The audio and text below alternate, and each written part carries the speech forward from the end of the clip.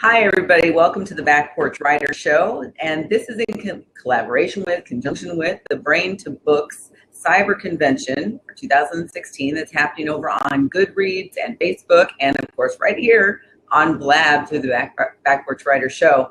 And so what I'm doing is interviewing several of the authors who are participating in the event that's happening all weekend long. And I already put in the links here, or in the show notes here, you can get the link to go over to the fairgrounds. There's also a link that tells you all the different authors who are coming in to this show for interviews over the weekend. There's quite a few lined up for today, earlier today, and then tonight, and then a few tomorrow. So definitely check those out. All of the recordings will be available after the fact over on the Back Porch Writer Show YouTube channel. I'm going to do some editing, I think, on some of them if I can to shorten them up and put them in clumps, but that's where they will be. So be sure to check that out. And of course, go back over to Goodreads and see all of the fabulous things that everyone's doing. There's giveaways, there's takeover events, there's all just an amazing amount of stuff happening this weekend. I'm exhausted already, and I've just been doing the interviewing part of stuff. And my guest today is Lydia. Is it Sherrer? I can't pronounce her last name. Okay. I share things. I am a sharer. Sherrer, got it. That's how you pronounce them. And this is Gizmo. She will not allow me to sit down without sitting in my lap, so she'll be joining us for the interview too. And that's all right. That's cool. Roll with it. So, yeah. Lydia, tell everybody a little bit about you and what you write. Well, I am in my mid-20s and recently quit a job in IT in the corporate world because I've been writing for about 8 years and finally had 2 full-length books and decided to self-publish. And so I self-published the first 2 books of my debut urban fantasy series called Love, Lies, and Hocus Pocus, The Lily Singer Adventures. And I'm going to send you a quick link to my website in the chat. So if anybody wants to go check it out, they can go see that there. Oops, that was my Twitter link. But anyways, while I'm linking that, Twitter. I mean, go follow me on Twitter, whatever. So yes, it's urban fantasy. There's a gal named Lily Singer. She's a wizard in modern day Atlanta. She has a witch friend named Sebastian who gets up to a lot of trouble, and she spends most of her time trying to get him out of it. And she also has a talking cat named Sir Edgar Allan Kipling, who was inspired by this cutie right here. And they have grand, snarky, magical adventures. Lots of just fun. So it's young adult up and appropriate. And it's a 12-book series, eventually. 2 right now, working on 12. So are you an outliner, or are you more of a pantser? I am definitely an outliner. I am a obsessive compulsive perfectionist, so the outlines rule me. I mean, I can write having just a vague picture of where I'm going, but I'm the kind of person who strongly believes that really good books are well structured, not necessarily, plotted out every point beforehand, but they have a backbone. They have a structure like any building. And so to make sure that I'm keeping to my theme, mentioning the points I need to, I do have an outline. It's really cool. I think there's some of J.K. Rowling's notes available online to just take a look at of how she plotted out the 7 Harry Potter books. And I mean, back in book 1, she was alluding to things in book 7. So she had to have an outline for that. And I think that's cool to be able to have that much back and forth over 7 books. And an outline is really helpful. So yeah, I definitely outlined beforehand. So you said 12 books, right, in the series? Yes. Well, it's hopefully going to be a 12-book series. I've plotted out. I have plot arcs for 12 books. And that was my next question. Yeah. I have a plot arc for all the 12 books. And then I have 3 distinct seasons for books 1 through 4, 5 through 8, and then 9 through 12. So I'm writing books 3 and 4 this year. And so depending on the response I get for the next year, because I'm debuting these books, if fans want books 5 and 6, I mean, we'll see how it goes. But I'm definitely going to do the first 4 books. Mm-hmm. So and then we'll see where it goes. You're on the first books right now. No, I'm on book 3. I just published books 1 and 2. I'm writing book 3 right now. So the books 1 and 2, they've been published. When were they published? Actually, this month is launch month. They become available on Amazon on April 30th. They're already there for pre-order, but they get shipped on April 30th. And I'm actually doing a bunch of signings and conventions this month to kind of like pre-sell and, raise awareness and interest and stuff. I actually have a convention this weekend. So people who come to me in person get it before it comes out on Amazon. Wahahaha.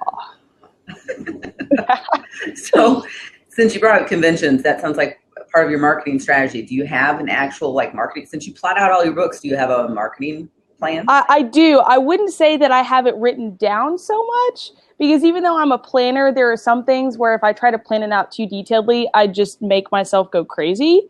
So with marketing, I definitely have a strategy.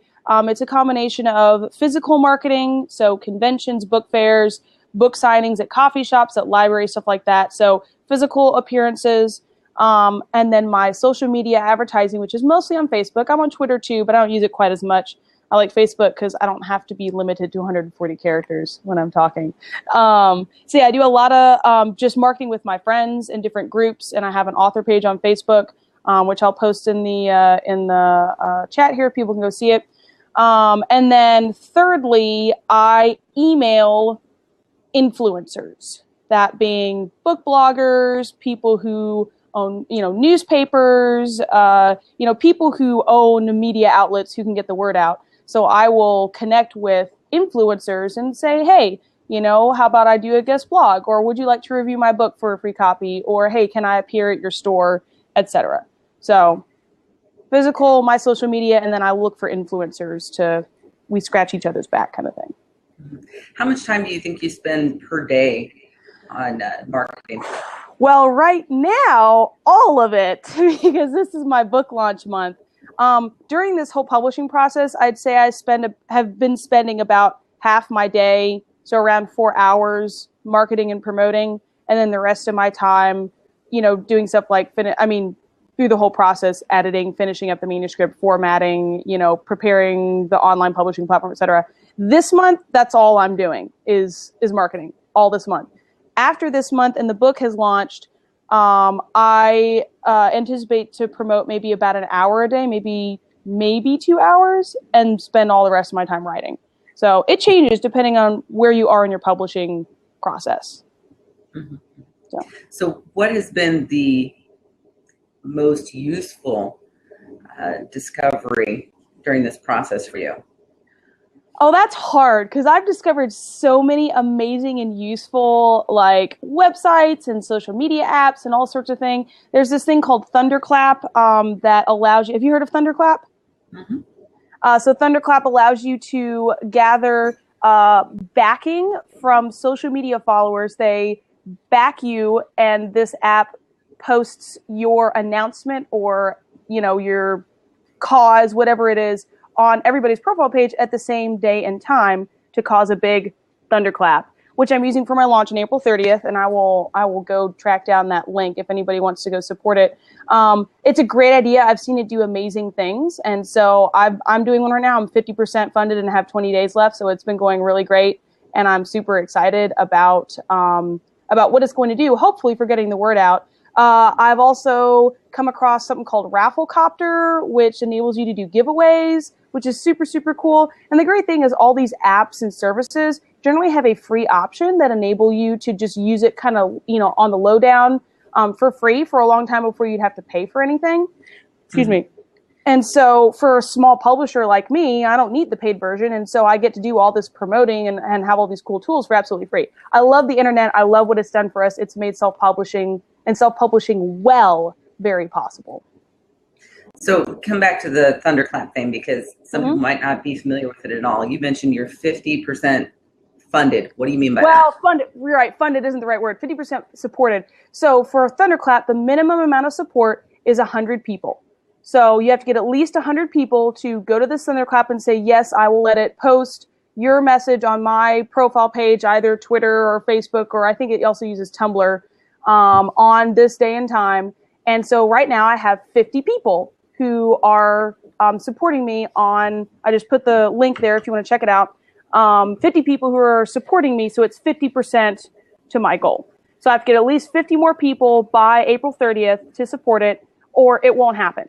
So it's kind of like Kickstarter. I actually used Kickstarter to fund the books, raised over $4,000 to fund the publishing process, to where it's all or nothing. Either you get enough supporters or it doesn't happen. So it's very motivating. I think it's a good method. Mm-hmm.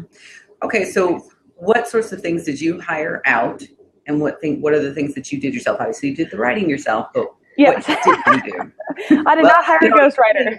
Can't even assume that because some people do ghostwriters. But at any rate, what did you hire out for your process? My goal has always been for my book to be indistinguishable from a traditionally published book. So I hired out all of the things that I needed professionals to do to look professional, which is going to be an editor, a cover artist, an interior illustrator. Not everybody needs interior illustrations, but I have little like pictures at the heading of each chapter. And it really adds to the aesthetic, and I really like it. So editor, cover artist, interior illustrator, and formatter, who also doubled as my publishing advisor, because he's helped people publish a lot of books. So part of the package for his formatting deal was advice on the actual publishing process. So I went through Amazon's print-on-demand CreateSpace. Actually ended up ordering my bulk books from someone else because I wasn't satisfied with CreateSpace's quality. That's another story. So basically those four things: editor, cover artist, formatter, and interior illustrator. All the managing of things I've done myself. But those are your formatter, editor, and cover artist would be your basic ones that I would recommend not doing yourself, because it's hard to learn that step, do it professionally. Who did you end up going to for your print? Printing press up in Pennsylvania called Spencer Printing. It was recommended to me by my formatter. He's ordered stuff from them before, and they are excellent, very high quality. A little bit more expensive than CreateSpace, but totally worth it. So they're just a random printer that I wouldn't have known about if I hadn't hired my formatter. And he just said, hey, go to Spencer Printing. You don't need a proof. They always get it on point. And I was deadline. I had 2 weeks to get the books, and it would take them 2 weeks to print them and send them to me. So I sent them right over and just trusted them. And my books look excellent. I'm very, very satisfied. If you could grab that link and put that in the chat there, that'd be awesome. For Spencer Printing? Yeah, right. Absolutely. Let me go find them real quick. I gotta look a lot of indie authors either go through CreateSpace for their print on demand. When I do print, I just do it that way because I don't sell a lot of print. And then others, Ingram Spark a lot for their print needs and things like that. But it's always nice to hear about other presses or whatever that people are using. And I mean, Spencer Printing has nothing to do with my publishing. All they are is a printer. I sent them files, they print the books to me, send me the books. CreateSpace, I am still going through Amazon's CreateSpace for my fulfillment of the Amazon paperback orders. I kind of have to at this point. I can't really switch. I'm looking into Lightning Source, which is Ingram Spark, for next time, because I've heard Amazon has different printing fulfillment centers, and some of them have bad quality, some of them are great. Some people say their books are always perfect, some people say they're always crap. So I must have been closest to a crappy printing center, and the books they sent me, they're not terrible. Like, they're not, like, I'm still satisfied with them sending books to people, but when I'm signing them and numbering them for special edition Kickstarter books, I want them to look fantastic. So that's why I decided to go with Spencer Printing for the books I'm selling in person to other people. And that makes perfect sense. It absolutely makes perfect sense. I had a similar experience with CreateSpace in the past. Nothing wrong with the books. Recently, some issues with a few of the printed books, and it's spines are a little bit crooked sometimes. The covers curl, or the binding is bad. Yeah, or the binding's bad. So these things come up, and so I recently decided, I should go back and check out the Lightning Source Ingram Spark stuff, and see what I want to do. But I do like hearing about things like Spencer Printing, because then I can check them out too. Yeah, so, and they're not a very big press. It was just suggested by my formatter, so it was kind of out of the blue, but it worked. So what does your family think about you venturing out to become this author and, just full throttle, go full, steam ahead here? Funny that you asked that. They 100% support me. I will say that my parents and sisters, who have had to read everything for me, have probably rolled their eyes a few times over the years. But I got married almost 2 years ago now, and my husband, who is a writer, he hasn't written anything in a long time, but he has written stuff in the past, so I will call him a writer. He's a storyteller. He likes to verbally tell stories. He supports me 100%, and when I said, honey, I've got these books, I can publish them, I'm an entrepreneur, and I think I can do it. We can make money doing this. Can I quit my job? He's like, yes. So he works full time. I quit my job last year, and I do some part-time tutoring, like to just help with the bills. But he was totally behind me. Our plan is I get rich and famous and he quits his job so we can open up a gaming store and a blacksmith shop. That's our plan. So my family is very proud of me. I'm very lucky and they support me the whole way. And I couldn't be happier. My first book is dedicated to my family who always believed in me. So. And not to the cat that's on your lap. I mean, come on. Well, actually, no, she just rejected me. She just jumped down. She's on the floor now staring out the window, probably at the squirrels right now. I'm not sure. She's always after those squirrels. No, it won't. It'll be a couple books on, but I'll definitely dedicate one to Gizmo. The second one is dedicated to my husband. His nickname is Droopy. It says, to Droopy who keeps me sane, parentheses, sort of. Mm-hmm. Mm-hmm. So maybe the third book will be to Gizmo. So what other things are you doing during the event this weekend for Brain to Books? Well, yesterday I helped lead a panel on Masquerade Prep 101. I also do cosplaying and a lot of costuming. So we talked to some newbies to the cosplay contest scene about costuming, about stage presence, about how to talk to the judges and explain your workmanship. And then last night I was at some after parties doing marketing because I don't drink, so I just go to those things and hand out cards to drunk people. But there was also a musical circle. I play the ocarina, so I joined them and played a bunch of stuff and got a bunch of people to say they're coming to my table tomorrow. So some marketing today. I'm at my table most of the day.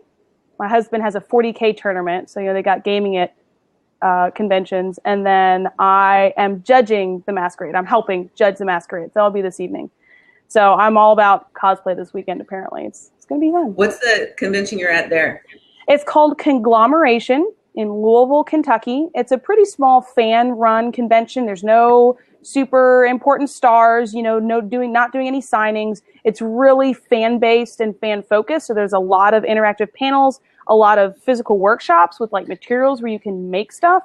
And then our Masquerade, because it's pretty small, the judges take a lot of time on each individual looking at the costume. So it focuses really heavily on workmanship as opposed to the wow, looking big and impressive factor. So that's pretty cool for me. Mm-hmm. I just started getting into some of these convention things last year. Nice. Just to go, not to be an author there, but to go. And my family and I went to a Comic-Con. That was first.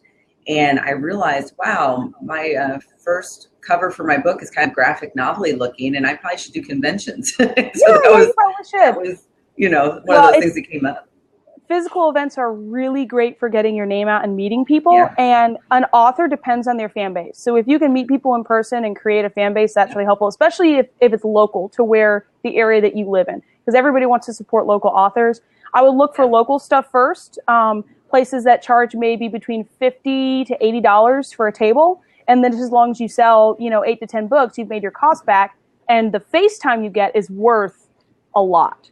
So even if you don't necessarily make a profit, which I'm not planning, I'm not expecting to make a profit like at this convention. As long as I make my money back, I'm happy. But people see me and they're impressed by my books, and I give out bunches and bunches of my flyers, and then hopefully they get it online later. So we'll see. Mm-hmm, mm-hmm. Yeah, I tell people that often. I own other businesses too. And when it comes to being face-to-face with people, I can sell just about anything. I can do this, because it is important. That connection is huge for the customer. And absolutely. Giving things away, whether it's I have a tea business, a tea company, samples or whatever, that's what helps people feel more comfortable with you when they can see you and you're giving them something. And so that's definitely a thing that's worth doing. The Comic-Con thing was hilarious though, because that just wasn't even on my radar to actually go to a Comic-Con. Other conventions, yes, but a Comic-Con, so it was hilarious. And from there, we went to, in our area, we also have something called British Fest. Okay. Ooh. And that was our first, I know, right? That was our first cosplay event. So the whole family dressed for this. And so my daughter. Jane Austen or what? No. I actually was River Song from Doctor Who. Oh, wow. So it's basically fans of British actors and shows? It's everything British. So my daughter. Okay. TARDIS. We made her TARDIS costumes. And boy. She won. She went through the contest and won something. My son won something. He was dressed as Rory, the Centurion. Yep. My husband was My husband was not a Doctor Who character. He was actually Indiana Jones's dad. That character, Sean Connery, that's cool. and he pulled it off beautifully. It was really good. Nice. So I mean, these convention he things did are the great Sean idea. Connery accent that's always the same. This is a English accent. This is a German accent. This is a Russian accent. He didn't even try to do the accents. Okay. But the overall message to authors is, think outside the box. You know, if you don't, absolutely, you could find something that's a great place, great fit for what you're doing to do your marketing. And as you pointed out, it's not just about sales at these events. It's about the marketing side, which is getting your name out there and recognition. Mm-hmm. So for the Brain to Books Cyber Convention, I thought I saw that you had done a takeover event yesterday. Yes. Last night. Okay. So it was a lot of fun. There weren't a whole lot of people participating. I mean, it was 8 to 9 in the evening, but a couple people did participate. I got 3 new readers. I gave away 2 ebooks and a physical book, and they were all like, emoticons all over the place, excited about it. So I now have 3 new reviews too, because they were all like, yes, I can't wait to read it and review it. So giving away books is always worth it, because people become your readers. They start sharing with friends. They give you reviews. Had some fun people doing captions of a picture of Gizmo. I put up a picture of Gizmo, like, caption this. What is the cat saying? And people really like that. So that was fun. Yeah, she looked kind of desperate. She's like, no. So that was a lot of fun. And right now my character is in the character tourney right now that Joe is running, where you vote on which, protagonist you like the best. And he's made it. His name is Sebastian Blackwell. He's the witch from my series, and he has made it to the quarterfinals. So let me post that link up there. Sebastian is a troublemaking but very handsome, good with the ladies, kind of roguish character. Very funny, very loyal to his friends. Good person to have on your side, and he's cute. So you should probably click on the link and go vote for him. I would appreciate that. So that's going on today. I put one in for the antagonist instead of the protagonist for that thing. Okay, which one's yours? I put in a character named Katrina. That's an antagonist type character from my Deadly Sins and Hush books. She's a drug dealer. She's an evil drug dealer. What's the book called? The one that is in there, I think, is Hush, and then I've got North Downing out this weekend, actually on pre-order. So Katrina is a character that just keeps coming throughout the story because she's best friends with my protagonist, actually. The antagonist is best friends with the protagonist? Yes. Wow. Yes, they're best friends. They grew up together.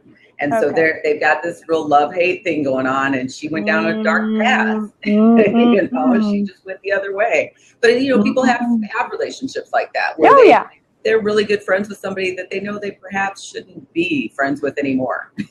That's kind of. Or sometimes you can't help yourself loving a terrible person. Yes, I mean, maybe they were nice to you, and you just have that love for them, but they're a terrible person. You just have to deal with that. Just and she has her good points. She's not all bad. Yeah. So, all right. So, what else is going on for you after the launch? All that? Where are you going to be heads down? Take a break, or you dive right in and keep working, or what do you do? Oh, well, I was going to say, day after the launch, I will probably take one day off, probably not, because I honestly can't stop myself. But I will try and not write for one day, and then the day after that, I'm heads down. I mean, hopefully like 5K words a day, like just absolutely crunching it out, because I have a 10-day vacation for my anniversary in May, and I'm going to be in Mexico for 10 days in June for a mission trip. So I got to crank it out before all that, because I have to write the books in 6 months. I have to write 2 books in about 6 to 8 months so that I have 6 months to publish them. So it's going to be crazy, but I'm a crazy person. I'm a workaholic and a perfectionist, and I never sleep. So, There you go. And if I heard you correctly, you're saying that are you averaging 5,000 words a day when you write? Well, it depends. I wrote 16,000 words once in an 18-hour period. If I get really into the story, I can write for hours and hours and do, 10K in a day. That's not normal. If I'm writing every single day when I don't have deadlines looming, I do about 1,000 a day. But what I'm saying is, to get them written in time, I'm going to try and do more than that. So my Right. previous average is about 1,000 a day. I don't think I can do 5K a day, 5 days a week. But if I can get myself in the groove and do like 10,000 maybe once or twice a week, I do better when I get obsessed and do it for a long period of time than doing a little bit every day, because I really get into the story and then it just flows. So Yeah. different for everybody. Have you ever done National Novel Writing Month? I have not. I've thought about it. The thing though is that one, I already had stuff going on when that was happening, and two, I don't really need anything to help me write. I am driven enough myself, so I didn't. A lot of people do it because it helps them, inspire them to write, and keeps them accountable to keep writing. I never really needed that myself, and I'm already working on important things that have deadlines that I can't really take time off to do something else. So I've just ended up not doing it. Maybe someday I'd like to, but not yet. You're right. I mean, it's an interesting experience, and that's exactly what I did initially. I've done it several years, that particular event, but it's how I learned when I write best was actually participating in Daniel, figuring out my schedule for the day, because I have family and I've got lots of other obligations and businesses. So it helped to figure out when I have optimum creativity happening. And it's in the morning. I'm more of a morning writer. And so that's where I block my time. Yeah, I'm a late night writer. I'm the stay up till 5 a.m. writer. Yeah, it's just when everybody's in bed and I can, focus. Because when my husband's up, it's kind of distracting, and he always wants to interact with me, which is fine. I don't have kids yet, fortunately. The cat doesn't count. She kind of does because she's always wanting attention, but she doesn't really count as a kid because I want to respect people who actually have kids. So right now, just in this time in my life, I'm focused on really getting it out, because I don't have very many other responsibilities besides keeping my house from burning down and my husband from starving, and selling books. So I'm writing, selling books, feeding my husband, and making sure my house doesn't burn down. That's what I'm doing right now. All good things. All good things. All right. Well, it was really great to chat with you. Yeah, it was great having you on here. As I said, everybody, the link will be over on the YouTube channel for Back Porch Writer Show, so check it out over there. And Lydia put her links all in the chat here. And I'll probably add just a couple more. I'll put some buy links in there if anybody wants to check out my book. And also, I mentioned briefly, but I'm a musician. I play the ocarina, so if anybody likes music, I'll put my YouTube channel in here that you guys can check out as well. So thanks so much for having me, Corey. It was an absolute delight getting to talk to you. I love sharing anything that I've learned with other people. I'm not an expert. I would not call myself an expert, but I've done some things, and I love passing on what I've learned and hope that it helps other people. So thanks a lot for that opportunity. Sure it will. Thank you again, Lydia. Everybody else, you have a great day. I've got some more people coming up pretty soon, but I'm going to go ahead and say goodbye for now. Thanks, Lydia. Thanks so much. Bye-bye. Bye.